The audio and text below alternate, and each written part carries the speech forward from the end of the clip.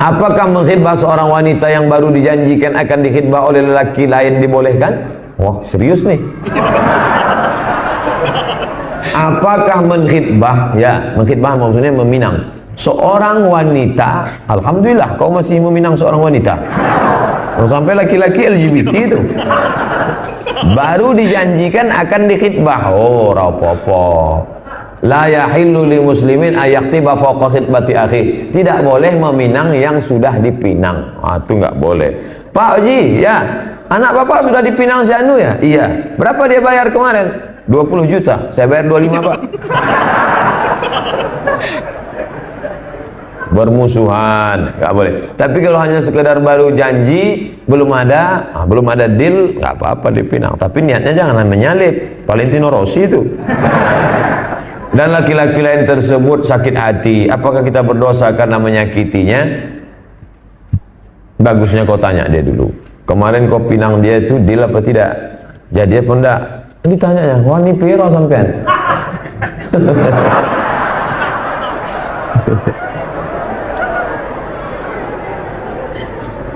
Galah patah boleh disampung, kaca pecah boleh diretak, hati yang sakit kemana obat akan dicari.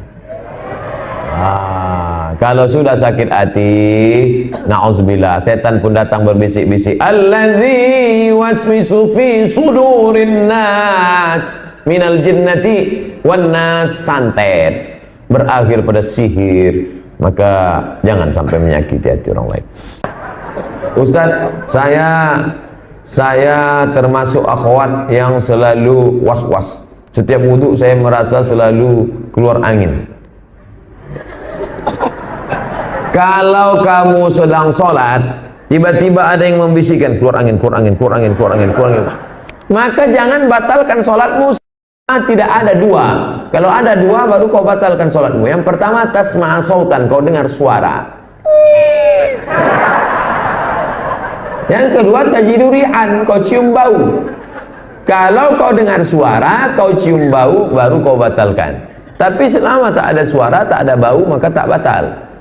Karena ada tak bersuara, baunya luar biasa. Iya. Tidak ada suara ataupun bau, udah. Tak ada suara, tak ada bau, apa kau ragu? Tapi itu terasa sangat jelas. Itu namanya angin perut. Itu angin perut di dalam. Yang di dalam itu tidak najis. Kalaulah yang di dalam itu disebut najis, maka tidak ada sholat kita yang sah. Yang namanya najis itu keluar dari sabila ini, dari dua jalur. Kalau keluar angin namanya hadas. Kalau berbunyi dari dalam,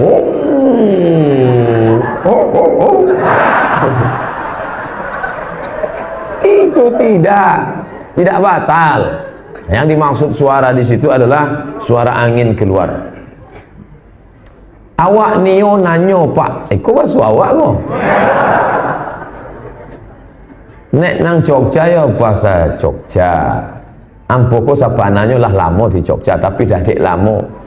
Caranya kita menghadapi orang munafik, liberal dan sekuler. Gimana menghadapinya Pak Ustaz? Tak usah dihadapi. Baik dihadapi. Dia memang sengaja nyari panggung, nyari musuh. Saya berapa kali disindir-sindirnya, saya cuekin aja dia. Lama-lama malu sendiri deh. Kalau mau kita jawab, menjelaskan. Ada maksud kita tantang-tantang. Dia memang sengaja update status supaya ratingnya tinggi. Bahkan ada sebagiannya dengan rating tinggi dia sedang iklan gratis, rupanya mau jadi caleg. Banyak faktor. Sebelum dia caci maki saya tak ada like-nya. Saya tengok like-nya 20. Pas dia caci maki saya banyak jadi 100. Alhamdulillah, saya sudah sedekah sama dia. Bagaimana cara membuat orang tua kita berhijrah? Soalnya ayah saya terlihat jarang sholat, ibu kakak perempuan saya sholat tapi belum menutup aurat. Masya Allah, berat cobaanmu anakku, berat cobaanmu adikku. Ayahmu belum sholat, ibumu juga. Sulitkah bagi Allah membuat ayah ibumu sholat? Mudah. Lalu kenapa dibuatnya begitu? Supaya engkau mendapatkan, merasakan seperti rasanya Nabi Muhammad sallallahu alaihi wasallam. Supaya engkau merasakan rasa yang dirasakan oleh Nabi Ibrahim ketika mengajak ayahnya azan. Oleh sebab itu kau mesti sabar, kau mesti berdoa. Jangan mentang-mentang kau sudah ngaji, pulang dari sini panggil Papa, mama, duduk. Assalamualaikum warahmatullahi wabarakatuh. Man taraka salata muta'ammidan, siapa yang meninggalkan salat secara sengaja, kafir, neraka jahanamlah tempatnya. Kan begitu caranya. Kan gitu. Kira-kira papa ini ngomongnya Pak Lek ono, Pak Lek, Bu Lek, Mbah, Simbah, Mbah Kangkung. Tanya dia, bisa nasihati dia enggak? Kira-kira bapakmu yang didengarnya omongan siapa? Omongan Pak Lek aja, Pak Lek, Pak Lek. Nek aku sing ngomong, ini bapak ora iso.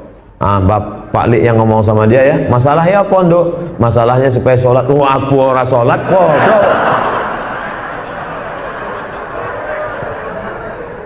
Carilah orang yang kira-kira omongannya didengar. Jangan lupa doa silahul mukmin, doa tiap malam, doa baca Yasin, minta ya Allah berkat kemuliaan surat Yasin, tawassul dengan surat Yasin, ya Allah berkat surat Yasin bukakanlah pintu hati bapakku. Kita doakan semua. Ala hazihin niyah. Al-Fatihah.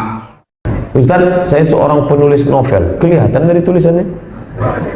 Bagaimana hukum menulis novel tentang Islam, sirah Nabi? Apakah itu ada unsur kebohongan? Tidak, itu baik. Faqsusil qasasa, ceritakan kisah-kisah itu, la'allahum yatafakkarun, mudah-mudahan mereka berpikir. Ada kitab judulnya Al-Hamqa wal Mughaffalin, cerita orang-orang dungu tapi ada iktibar di dalamnya. Baik sekali, cerita-cerita semi fiksi tapi tak ada dusta, tak ada bohong di dalamnya. Baik. Kadang ada orang diceramahi nggak masuk, nggak bisa dia dengan ceramah, tapi kalau baca novel wajib. Apa yang kau baca? Ayat-ayat cinta.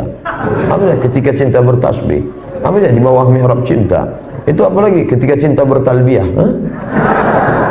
Rupanya ketemunya pas musim haji. Mantap. Banyak orang tak kenal dengan Said Nursi, tapi setelah ditulis oleh Ustadz Habibur Rahman Al-Sirazi menjadi menarik. Banyak orang nggak kenal Mbah Hashim, tapi setelah ditulis oleh Ustadz Agu Irawan menjadi menarik. Maka menulislah kalian yang muda-muda, menulislah supaya orang di masa akan datang tahu bahwa kau pernah hidup di masa lalu. Menulislah. Alhamdulillah Pak Ustaz, saya sudah banyak menulis. Apa? Status. Saya mahasiswa semester 12. Kelihatan dari tulisannya. Penuh dengan keputusasaan. Apakah saya berdosa kuliah terlalu lama?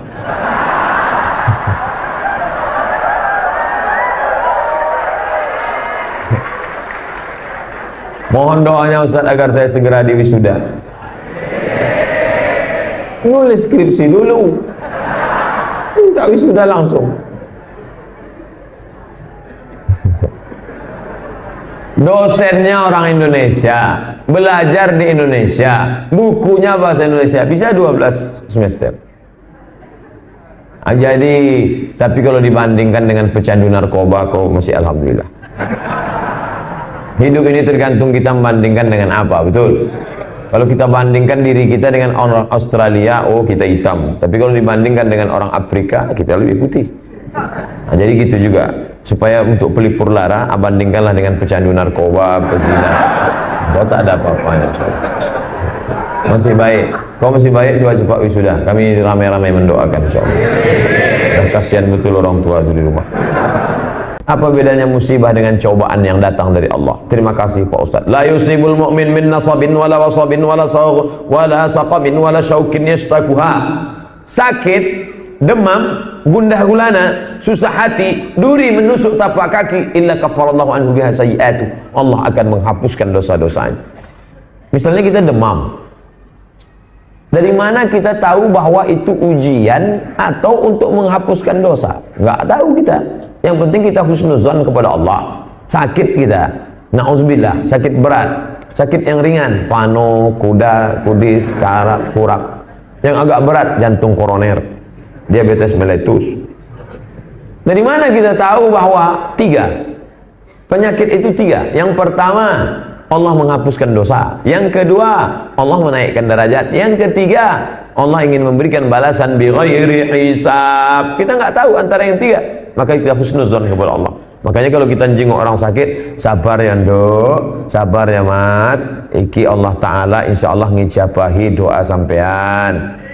Amin. Nah, jadi kita harus kasih, jangan jenguk orang sakit lihat Gimana menurut pendapat ente? Ini nampaknya 2 Jumat selesai nih. Jangan gitu. Beri dia harapan. Kata dokter, saya sudah divonis Pak Ustadz, katanya umur saya nggak lama lagi. Berapa kata dia? Kata dia sebulan. Lebih cepat dari itu malah. Jangan. Kata dokter, saya sebulan ini mati Pak Ustadz. Apa? Sebulan kata dia? Ya, dia lebih dulu mati. Tidak ada tanda-tanda sakit pada dirimu. Saya sehat Pak Ustadz. Sehat, sehat, sehat. Keluar dari situ mati dia. Tapi kita sudah menyenangkan hati orang lain. Perbuatan yang baik apa dia? Walaupun kecil. Idkhalus surur fi qulubil mu'minin. Menyenangkan hati orang beriman. Senangkan hati dia. Saya ketemu sama orang, Ustaz sakit ya? Ustaz sakit ya? 3 kali dia tanya, Ustaz sakit ya? Saya bilang, apa payahnya ente bilang Ustaz sehat? Kenapa ente tak bilang Ustaz sehat kan? Sama juga anaknya sehat. Kenapa kita tak senangkan hati orang? Kenapa kita tak bahagiakan orang? Sudahlah ngasih duit tak bisa, penting tidak menyenangkan hati dengan hati ucapan orang. Bagaimana menyelesaikan masalah yang berat untuk perempuan yang sedang hamil? Lahirkan. Hamil gitu berat, keluar ringan itu.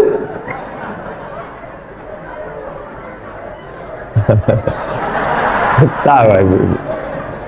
Dia sakit kronis, lalu dia hamil. Dia sakit kronis, lalu dia hamil. Sakit bisa pula hamil. Prioritas yang mana? Menyelamatkan ibunya atau menggugurkan bayinya? Berkumpullah ustadz sama dokter berdua. Ini namanya ijtihad jama'i, kolektif, nggak bisa sendirian. Kalau saya ditanya nggak bisa, karena saya tidak tahu kadarnya. Pilihannya 2, mati atau makan babi. Nggak boleh pilih mati. Ada babi, ada mati. Sampean pilih mana? Aku pilih mati aja. Nah. Jangan pilih babi. Ambil tuh babi, colek-colek pakai kecap.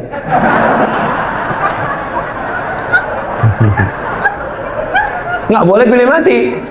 Makan babi sementara pisang datang. Kalau datang kawan bawa pisang, bro ada pisang, ayo makan. Enggak, enak babi. Oh, jangan.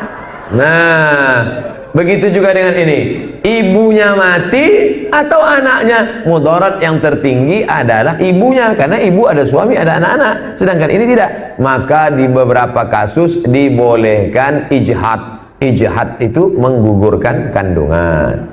Tapi 2, ustadz dengan dokter. Karena ustadz nggak ngerti kandungan, dokter nggak ngerti hukum, maka kolektif dia. Bagaimana memposisikan diri sebagai anak tunggal? Kedua orang tua yang Syiah cukup kuat dan sangat mengharapkan saya mengikuti ajarannya. La taqafu ma laysa laka bihi ilmun. Jangan kau ikut kalau kau tak punya ilmu. Inna sam'a, telinga, wal basar, mata, wal fuad, hati, kullu ulaika kana mas'ula, semua akan ditanya Allah. Ada sebagian orang mengatakan Syiah dengan Ahlussunnah itu kan sama kayak NU Muhammadiyah. Enggak sama mas. Ini perbedaannya luar biasa, usul mendasar. 5 perbedaan kita dengan Syiah. Dia nggak mungkin disatukan. Pertama, dia beriman kepada Imam 12. Siapa yang nggak percaya kepada Imam 12 kafir. Bapak ibu percaya nggak sama Imam 12? Kafir menurut Syiah. 2, menurut mereka setelah meninggalnya Nabi, Abu Ali yang naik. Maka Ali tidak jadi naik karena Abu Bakar dan Umar. Abu Bakar dan Umar itu kafir. Mereka mengkafirkan sahabat Nabi. Makanya Syekh Yusuf Qaradawi keluar dari dialog. Kenapa? Karena ketika dia dengar Abu Bakar laknatullah alaih, sedangkan kita setiap menyebut Al-Khalifatul Awal Abu Bakrin Siddiq, apa jawabnya? Radhiyallahu an. Tiba-tiba ada orang kita bilang radhiyallahu, dia bilang laknatullah alaih. Kalau ada orang yang bisa duduk sama dia, itu 2 kemungkinan, goblok atau butek. 3, kata dia Quran yang ada itu sekarang sudah diobok-obok oleh Ali, Abu Bakar dan Umar. Karena sebetulnya dalam Quran yang asli itu nama Ali banyak sekali, tapi dibuang oleh Abu Bakar dan Umar. Karena memang Quran yang sekarang itu KW nggak asli, kenapa mereka pakai? Kata imam mereka, sementara yang asli turun, pakai dulu yang KW ini. 4, mereka pakai namanya badaya bedu. Katanya Tuhan nggak tahu apa yang terjadi besok. Nggak tahu Tuhan apa yang terjadi besok. Makanya ada nasakh mansukh. Nasakh mansukh itu karena Tuhan nggak tahu terjadi besok. Namanya bada. Yang kelima taqiyah. Ini susahnya taqiyah. Andai ada Syiah di sini, ditangkap. Kamu Syiah ya? Enggak, saya Sunni. Andai banyak orang Muhammadiyah, kamu NU ya? Enggak, saya Muhammadiyah. Kamu Sunnah apa Sunni? Kebetulan banyak Syiah, saya Syiah. Kebetulan 50-50. Kamu Sunnah apa Sunni? Saya Susi. Sunnah Syiah. Payah berdebat dengan Syiah. Pernah dulu ditangkap Ustadz Syiah datang ke Pekanbaru. Begitu ditangkap, tanya, kamu Syiah? Saya Sunni. Dibuka tasnya, dapat turbah Karbala, tempat sujud. Syiah kan? Saya Syiah, tapi yang lurus kan? Mana ada lurus? Syiah bengkok. Bagaimana tanggapan Ustadz mengenai khilafah? Khilafah itu politik Islam. Ada namanya fikih Islam. Di dalamnya ada namanya ibadah, sholat, zakat, puasa, haji. Ada namanya muamalah, gadai-menggadai, pinjam-meminjam, hutang piutang. Ada namanya satu lagi, yaitu nikah, tolak, rujuk, li'an, khuluk, zihar. Ada namanya fikih siasah. Istilahnya macam-macam. Ada namanya siasah, ada namanya khilafah, ada namanya imamah, ada namanya siasah syariah. Intinya Islam punya politik. Jadi Islam itu bukan sekedar akhlak. Bila ditempeleng pipi kirimu, berikanlah pipi kananmu. Bila ditarik bajumu, berikanlah mantelmu. Tarik yang kainmu, telanjang bulatlah kau. Nah, jadi Islam itu ada politiknya. Bagaimana cara mengangkat pemimpin. Nah, itu namanya khilafah. Bagaimana hukum bekerja di bank konvensional? Sudah berusaha mencari pekerjaan lain tapi belum dapat. Sementara belum dapat, kau di situ aja dulu. Agak sebulan 2 bulan nih. Mudah-mudahan dapat kerjaan nanti insya Allah. Amin. Nah, minta doa, berusaha. Jangan terus di situ. Saya tidak ingin tahun depan saya datang kemari udah keluar. Belum Pak Ustaz, belum dapat. Belum keluar, belum Pak Ustaz. Setelah keluar, alhamdulillah Pak Ustaz. Kenapa? Pensiun.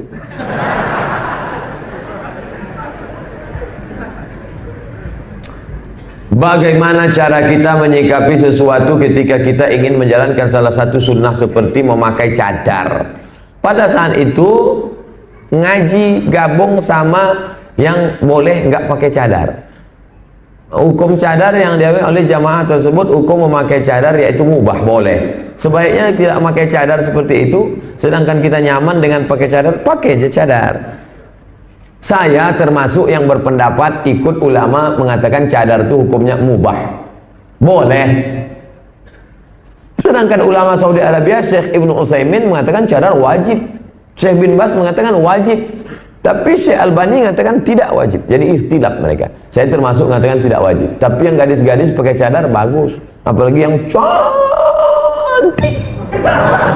Sampai-sampai kalau dia nggak pakai cadar jalan habis supir-supir angkot tabrakan.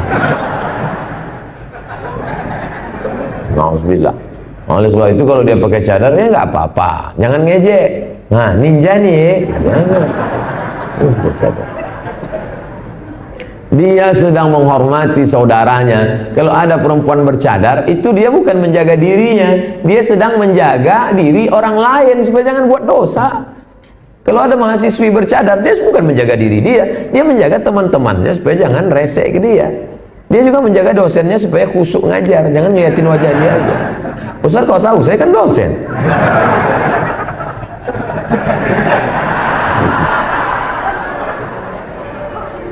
Kenapa dalam Islam ada terbagi beberapa mazhab?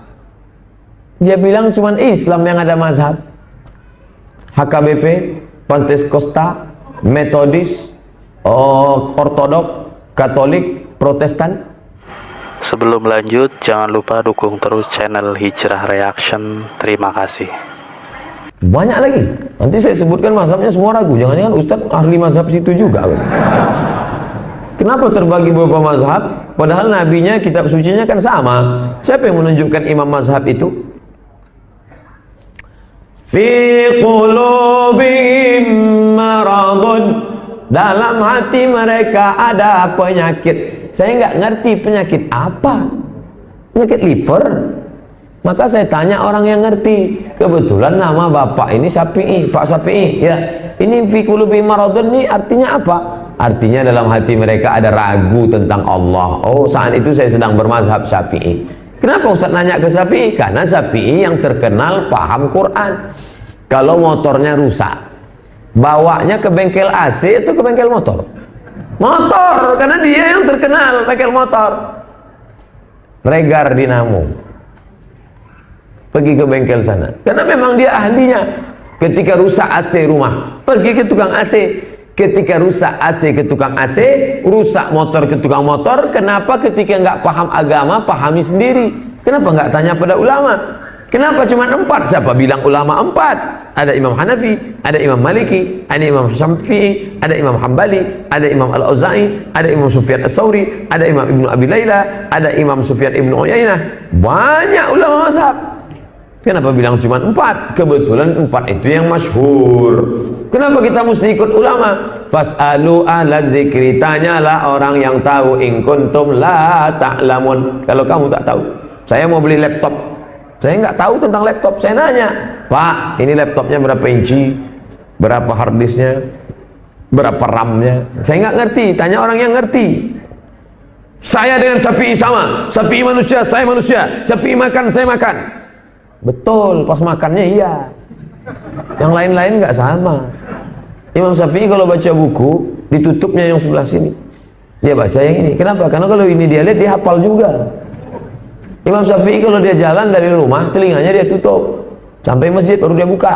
Kenapa? Karena dia takut apa yang dia dengar dari rumah ke masjid dia hafal. Kita begitu diucapkan hilang. Ngaku sama Imam Syafi'i sama. Imam Syafi'i makan, saya makan. Imam Syafi'i saya juga bisa. Ente waras apa enggak? Apa saja peran umat Islam agar kebangkitan Islam segera terwujud? Pertama, bersatu.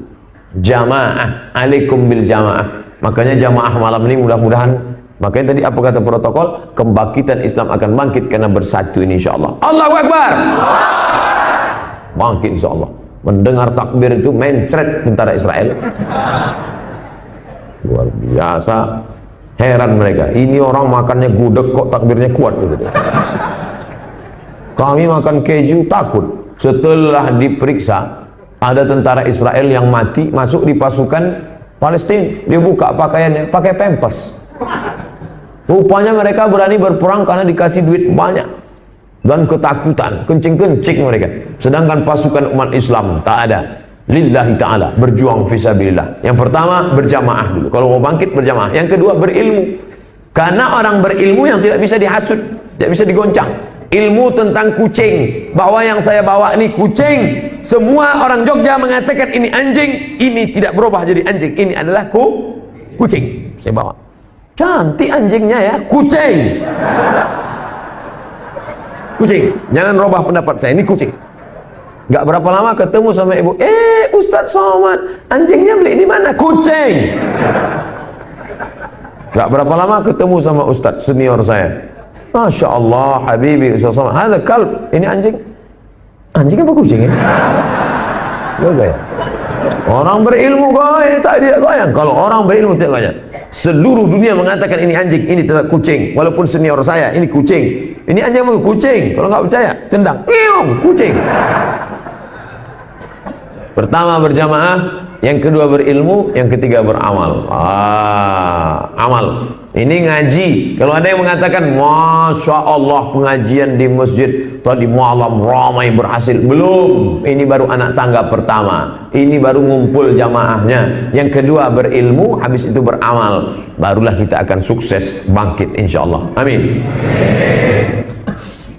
Apa saja yang ditakuti orang kafir terhadap umat Islam? Sholat subuh berjamaah seperti sholat Jumat. Kita lihat besok subuh. Kalau besok subuh sholatnya macam sholat Jumat, tanda Palestina tak lama lagi akan merdeka insya Allah. anak-anak muda datang pengajian malam ini, padahal ini kota besar, banyak karaoke, banyak tempat biliar, banyak tempat mojok, banyak tempat jalan, bisa ngaji, anak muda ngaji. Ini ciri kebangkitan Islam, insyaallah. Bangkit Islam. Allahu Akbar.